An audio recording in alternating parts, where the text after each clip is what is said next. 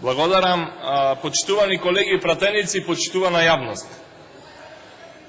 Ребалансот на буџетот за 2016 година уште еднаш го потврдува она што ние како опозиција го кажувавме минатата година, кога тој истиот се носеше и кога овде во оваа собраниска сала се усвои буџетот за 2016 година. Буџетот е најважниот економски документ, односно закон, кој се носи при крајот на секоја календарска година, а за власта тој представува само стотици милиони на мртви букви и бројки на хартија и со ништо не ги обврзува да ги троши сосема нетранспарентно или по свое видување. Минатата година при предлагањето на буџетот, власта остана глува на окажувањата дека се нереални предпоставките за раст за економијата од 4%, врз кои ги обазираше буџетот на државата. Само креаторите и оние пратеници од вас кои го гласаа, веруваа во чудо. Нивната тврдоглавост ја плаќаме сите ние, граѓаните. Само во владата и пратениците кои го поддржаат тој буџет, веруваат дека можно македонското стопанство и македонските граѓани да испорачаат близу 200 милиарди денари за задоволување на мегаломанските потреби на власта на ВМРО-ДПМН. Според изгласаниот буџет за 2016 година, за плати и администрација, пензии, социјална помош, здравствена заштита и друго, за целата година беа потребни 112 милиарди денари. Од придонеси и основни даноци се собираат над 150 милиарди денари.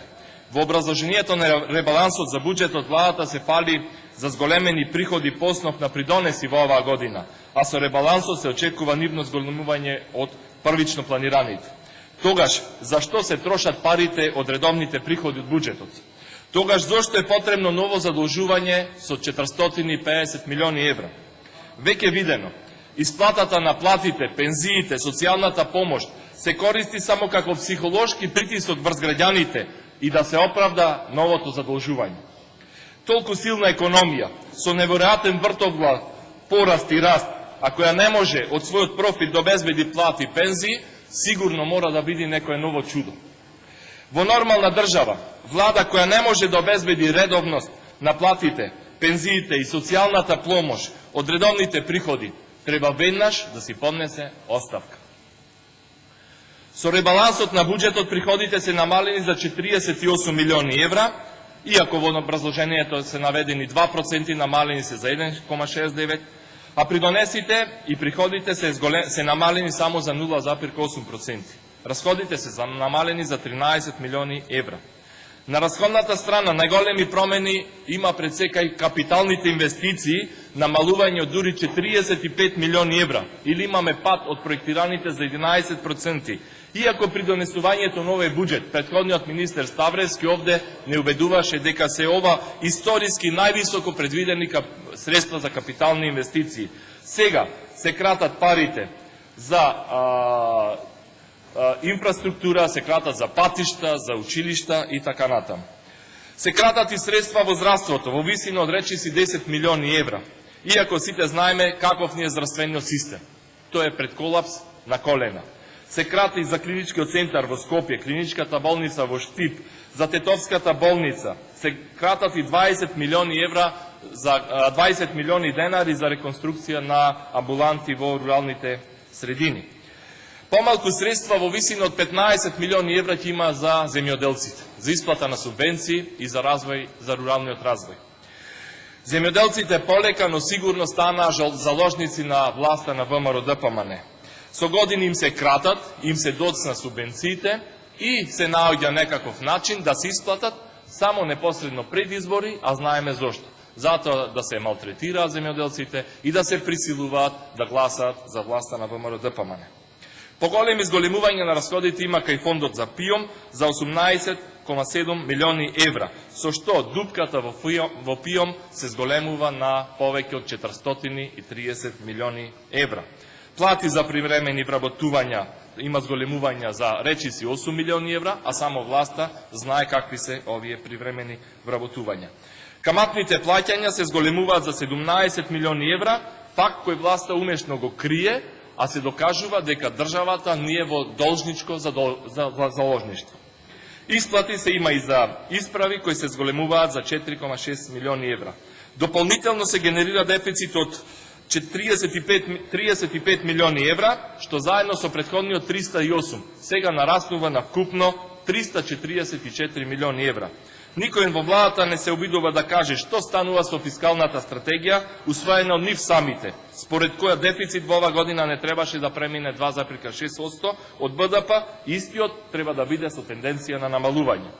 Намерата за заглавување на државата власт е правдаат со забавената економија, а како причина е верглаат политичката криза за која ќе бидат виновни кој ако нек друг, опозицијата и шарената револуција. Истите оние граѓани кои што излегуваат пред улиците и пред институциите, изразувајќи го својот револт од 10-годишното владење на ВМРО ДПМН и ДУИ. Од тие причини владата сега само размислува како да се обезбедат инвеститори за новата евроврсница и за парите кои ќе одат во неповратни трошења, за покривање на долговите од недомакинското работење и партиски контролираното трошење на проекти од типот на Скопје 2014. Почитувани колеги, ова е финансиски тероризам, а не обидот на опозицијата да застане на патот на новото задолжување на нас граѓаните на Република Македонија. Евроврзницата од 450 милиони евра, која издаде оваа влада, без притоа да се запазат сите законски и правни процедури, од нас, од Социјалдемократскиот сојуз и опозицијата, е незаконита, според нас, и истата ќе ја усваруваме како законски јавен долг. Министерот Миновски ја издаде врзницата противзаконски спротивно на член 18 став 6 од Законот за јавен долг, а заменичката министерка Бришковска неовластено присуствувала на конференцијската врска на инвеститорите. Ова лично го призна министерот за правда Валдет Џафери, зашто од министерот Миновски очекувам конкретно да добијам и одговор. Кога веќе сме кај евроврзницата, премиерот Димитриев, напаѓајќи ја опозицијата, призна дека без задолжување не е можно да се исплатат платите и пензиите. Ова е негова јавна изјава.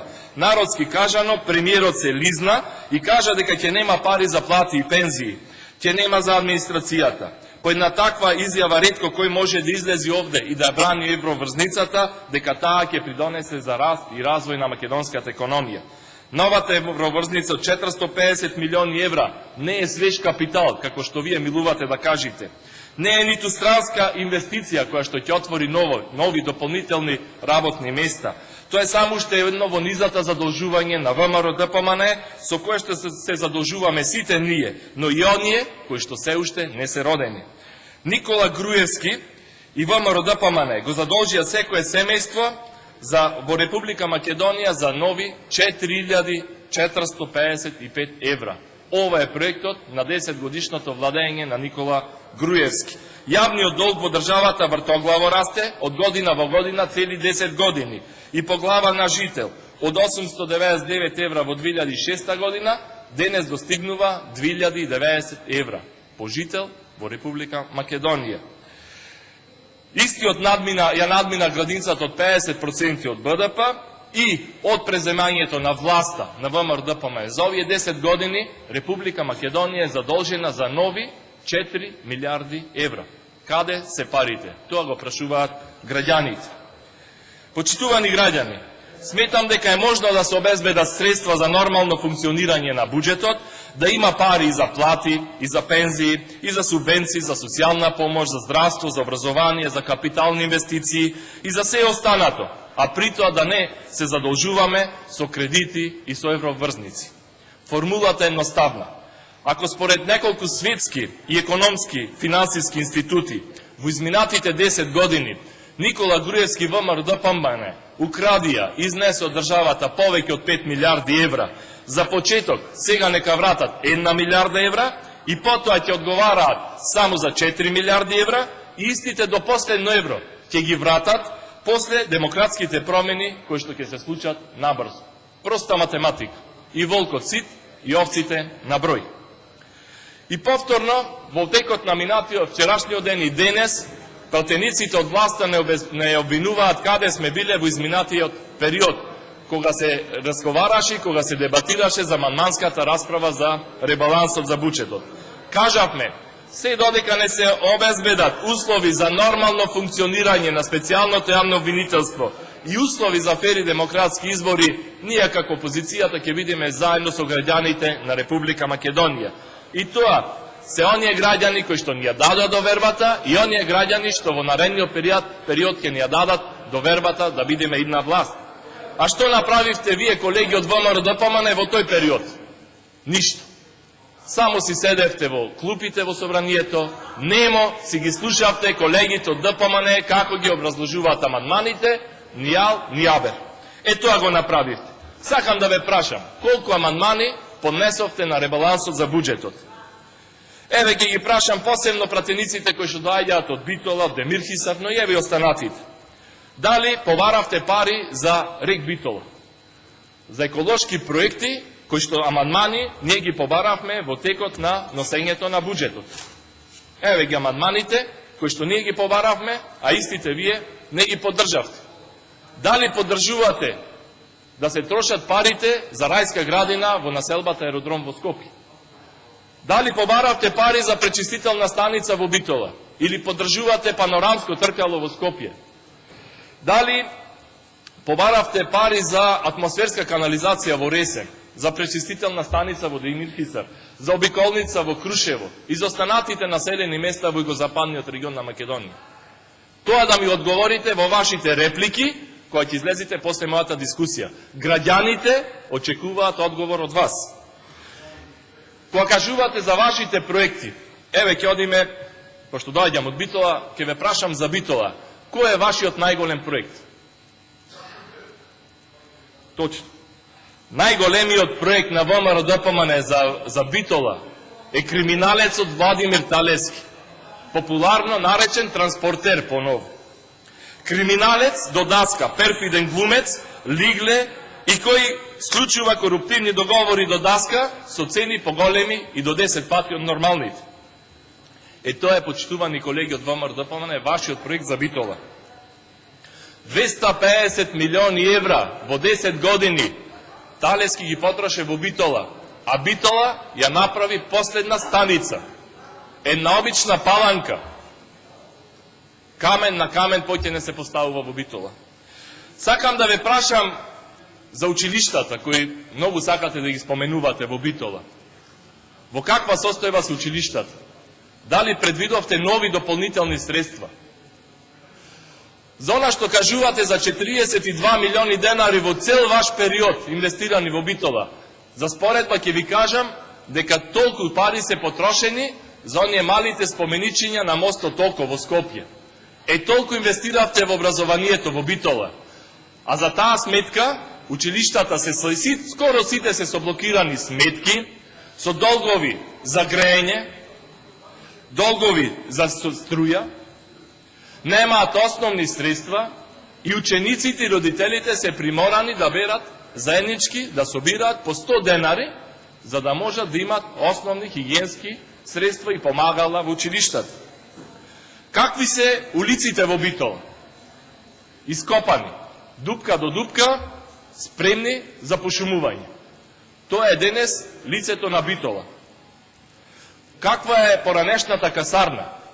Онаму каде што требаше да никне нова населба со речиси 20.000 жители. Катастрофа. Ниту пат, ниту инфраструктура, ни вода, ни канализација, ништо нема. Дувло направено, глутница од волци шетат во касарната. Зградите кои што се направени и стотици семејства чекаат да се вселат. Не можат да влезат во своите станови од една причина. Од недомакинското и нетранспарентното трошење на парите од страна на градоначалникот Владимир Талески и ВМРО-ДПМН во Битола. Каде се парите од комуналиите кои што ги платија тие собственици на станови? Знаете каква изјавата на Талески? Ги инвестирал во дупките во Жабени. Да се направи странска инвестиција. Па немојте да мешате баби и жаби. Ако луѓето си платиле комунали, тогаш треба се искористат за инфраструктура. Какви се спортските објекти во Битола? Спортската сала Младост, готова е. Ке се руши. Внатре веќе никој не влегува. Дали мислите дека само со поставувањето на паркетот, со сомнителен квалитет, го решивте проблемот за спортистите во Битола? Каков е стадионот во Битола, кој што во 2 мандати, и еве да не речам повеќе од 10 години го ветувате. Стадионот во Битола доби нова подлога само благодарение на помошта на УЕФА. Господјо Кузмановска, не се од парите на нас граѓаните. Нашите пари се украдени и за тие пари ќе се одговара. Каде е полигонот? Каде полагаат нашите граѓани за возачки дозволи? Знаете каде? Во Ресен и во Прилеп. Цели 2 години немаме полигон во Битола затоа што градоначалникот Талевски има своји математики, лични математики. Зошто дозволувате да се гради каменолом на само 2 километри од центарот на Битола? Зошто тоа го дозволивте како пратеници кои што доаѓате од Битола? Имате обврска да им дадете одговор на граѓаните на Битола.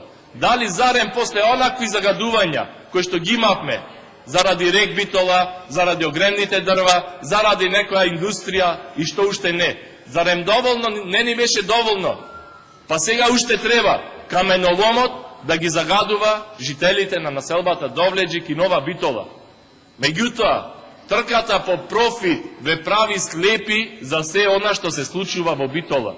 И не само во Битола, и во Могила, и во Новаци, и во околните населени места. Не велам за вас лично, Кузмановска. Велам за вашата партија на власт ВМРО ДПМН, која што ги уништува животите на сите нас, граѓаните на Битола и регионот. Затоа говорам, колешке Кузмановска. Градоначалникот Талевски ќе носи одговорност. Не случајно повеќе од 30 дена е во притвор. Меѓутоа, она што треба да го знаеме и сите ние, дека правдата е спора, но ќе го стигне секој оној што работел спротивно од законите и прописите. Јас упатувам порака до сите вас, како власт, да застанете со притисокот кој што го вршите врз граѓаните на Македонија.